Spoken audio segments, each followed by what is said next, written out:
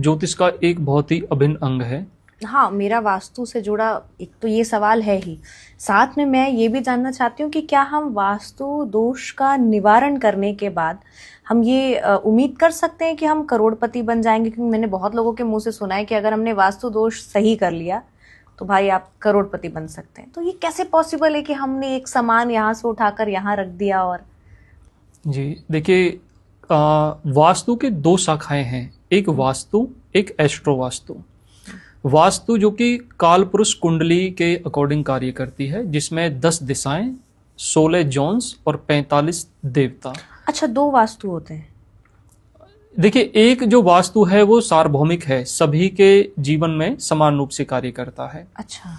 और सेकेंडली जो एस्ट्रो वास्तु है उसका प्रयोग मेडिकल एस्ट्रोलॉजी में, या फिर किसी व्यक्ति को, कोई बहुत बड़े लेवल का पॉलिटिशियन है या फिर बिजनेसमैन है, क्योंकि वहां पे करोड़ों रुपए का लेन देन है, वहां पे एस्ट्रो वास्तु की जरूरत पड़ती है। मतलब एस्ट्रो वास्तु और नॉर्मल वास्तु में क्या डिफरेंस क्या है? देखिए, एस्ट्रो वास्तु का जो है वो हमारी जन्म कुंडली के अनुसार जुड़ करके कार्य करता है। स्पेसिफिक, वो स्पेसिफिक, जी, जिस हिसाब से बर्थ टाइम रेक्टिफिकेशन जरूरी है, उसी हिसाब से किसी बड़े इवेंट को करने के लिए वास्तु में एस्ट्रो वास्तु की आवश्यकता पड़ती है। और इसमें जब हम किसी के घर या ऑफिस का जो वास्तु करते हैं तो इसमें 33 कोटि देवता, जिसमें 12 आदित्य, 11 रुद्र, 8 वसु, 2 अश्विनी कुमार का वर्णन है। इसके साथ इसमें 12 असुर शामिल हैं। तो टोटल जो वास्तु पुरुष मंडल है इसमें 45 देवताओं का निवास स्थान माना गया है। किसी भी व्यक्ति के ऑफिस या घर का वास्तु करके हम उसे करोड़पति नहीं बना सकते, क्योंकि पैसे को कमाने के लिए सबसे ज़्यादा जो महत्वपूर्ण चीज़ है वो व्यक्ति की मेहनत, उसकी नॉलेज, स्मार्ट वर्क, उसकी इंटेलिजेंस कार्य करती है। लेकिन इसमें वास्तु का एक जो महत्वपूर्ण योगदान है, एक व्यक्ति मीन लगन का व्यक्ति है और उसका कपड़े से संबंधित व्यापार है, तो ऐसा व्यक्ति साउथ ईस्ट डायरेक्शन में रेड कलर करता है, वहां पे एक अष्टलक्ष्मी का यंत्र स्थापित करता है। शुक्र ग्रह की जो महादशा है वो 20 वर्ष के लिए है, और उस व्यक्ति की कुंडली में वृद्धि योग है, शुक्रवार का उसका जन्म का दिन है, और षष्ठी तिथि उसका तिथि है। तो ये जो सारी चीजें हैं, उसका लगन, उसका नक्षत्र, उसका योग, उसका तिथि, भवकरण, ये सारी चीजें जुड़कर जब वास्तु के अकॉर्डिंग कार्य करती हैं तो उस व्यक्ति के जीवन में प्रॉस्पेरिटी आती है। लेकिन सभी व्यक्ति अगर साउथ ईस्ट डायरेक्शन में, जहाँ पे अनिल देवता का निवास स्थान है, और उनकी महादशा और उनकी कुंडली के जो योग हैं वो डिफरेंट है, तो वहाँ पे उस व्यक्ति को रिजल्ट नहीं मिलता। जिस हिसाब से एस्ट्रोलॉजी काफ़ी एक डीप जो थिंकिंग के अकॉर्डिंग कार्य कर रही है, उसी हिसाब से वास्तु भी प्रोमिनेंट तरीके से जुड़ करके ही कार्य करेगी। कोई व्यक्ति जिसका लगन मिथुन लगन का व्यक्ति है और उसकी गुरु बृहस्पति की महादशा चली हुई है, वो व्यक्ति एक पॉलिटिशियन के तौर पर अपने फ्यूचर के लिए कार्य कर रहा है, तो उसके घर में जो ईस्ट नॉर्थ ईस्ट जोन है वहां पर कोई भी दोष नहीं होना चाहिए, वो जगह साफ सुथरी होनी चाहिए उसकी पॉलिटिकल ग्रोथ के लिए। और गुरु बृहस्पति की जो महादशा है वो 16 वर्ष का टाइम पीरियड है, तो वो 16 वर्ष उसके लिए काफी अच्छे रहेंगे। अच्छा, तो क्या हर किसी के लिए गुरु बृहस्पति की जो महादशा होती है वो हर किसी के लिए अच्छी होती है, या जिसका गुरु नीच का हो उसको अच्छे फल नहीं मिलते, ऐसा भी मैंने सुना है?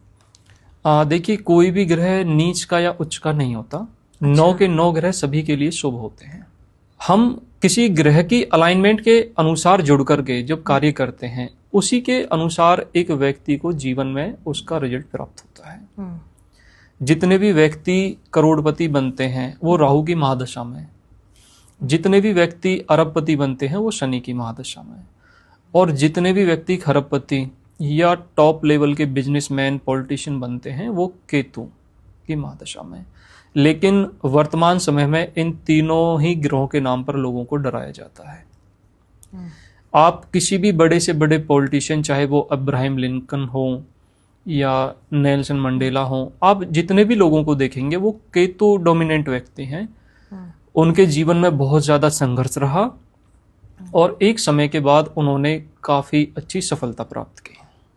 अच्छा, मेरा एक सवाल और है आपसे, ये मेरा पर्सनल सवाल है कि हमने काफ़ी वीडियोस देखा है, लोगों के मुंह से सुना है कि राहु और केतु जो होते हैं ये जिस घर में बैठते हैं ये आपको ये दर्शाते हैं कि पास्ट लाइफ से जुड़ी हुई चीज़ें जो आपने पिछले जन्म में अधूरा छोड़ दिया था, या पास्ट लाइफ से जुड़ी हुई चीज़ें हैं, कर्मा हैं जो आपको इस जन्म में करना है। ऐसा कुछ है कि राहु केतु के साथ कि जिस प्लैनेट में बैठे हैं पास्ट लाइफ से कोई कनेक्शन या?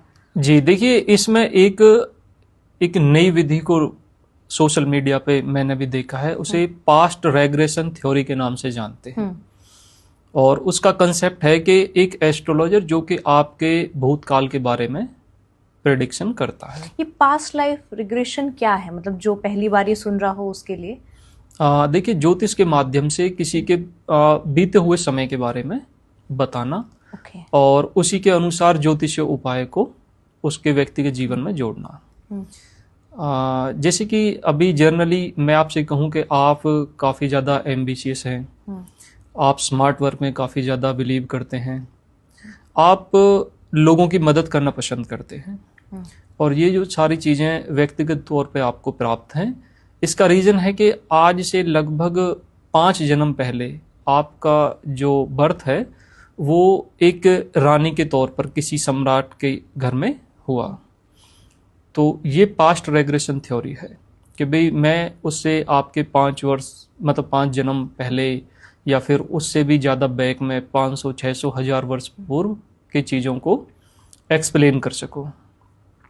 लेकिन पास्ट रेग्रेशन थ्योरी में एक छोटी सी प्रॉब्लम है कि जैसे कि अभी आप मेरे लिए अननोन है, मैं भी आपके लिए परिचित हूँ। अगर आप मुझसे पूछें कि भाई मेरे दादाजी का क्या नाम है या फिर मेरी ग्रेजुएशन किस यूनिवर्सिटी से हुई है, मेरी परसेंटेज क्या है, तो वहाँ पे फिर मेरी पास्ट रेग्रेशन थ्योरी कार्य नहीं कर पाएगी। देखिए, ज्योतिष एक बहुत अच्छी विद्या है, लेकिन अगर उसका सही तरीके से प्रयोग किया जाए तो उसी के अनुसार चीजें कार्य भी करती हैं। जी, और जैसे कुंडली में होता है कि काल सर्प दोष, पितृ दोष, तो ये क्या होता है और ये किन ग्रहों के कॉम्बिनेशन से अगर हम अपने चार्ट में देखना चाहें तो ये कैसे देख सकते हैं, और ये होता क्या है काल सर्प दोष और पितृ दोष? जी देखिए, पितृ दोष ये हमारा देवगण, पितृगण, मानवगण, तो उनसे जुड़ी हुई ये एक भगवत गीता की श्रृंखला का अभिन्न अंग है।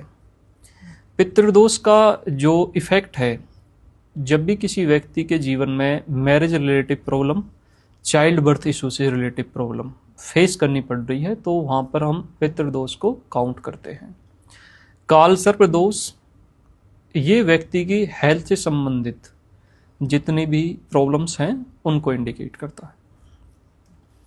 ज्योतिष में 12 राशियां हैं, 12 भाव हैं, और उसी के अनुसार प्रत्येक भाव से जुड़ करके काल सर्प दोष का निर्माण होता है। तो 12 प्रकार से काल सर्प दोष बनते हैं।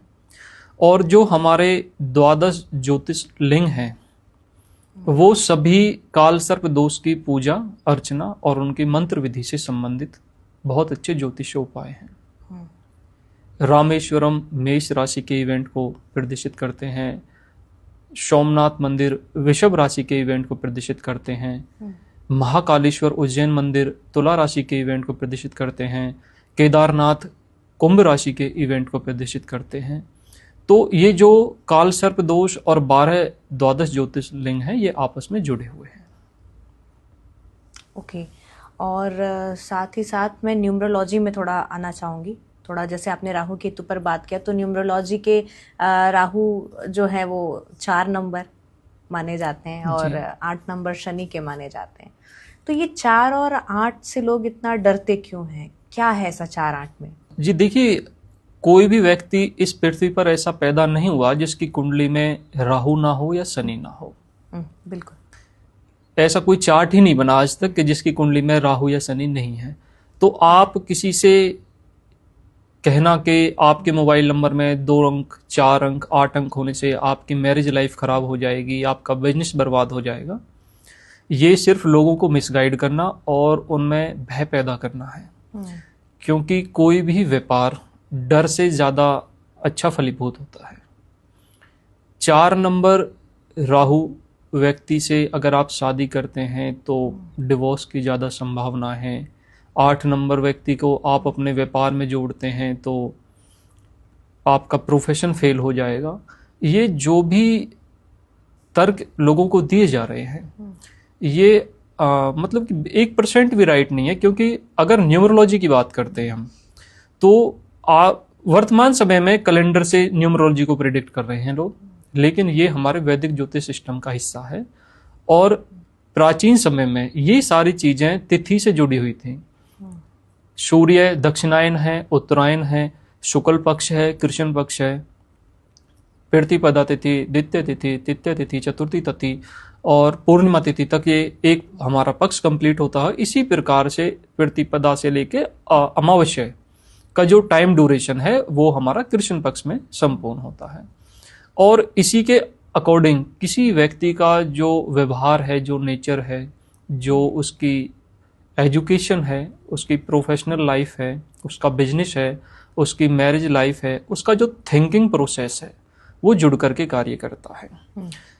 ऐसा नहीं है कि जिस व्यक्ति का 4 नंबर बर्थ है सिर्फ उन्हीं की मैरिज लाइफ खराब है या उन्हीं के डिवोर्स होते हैं।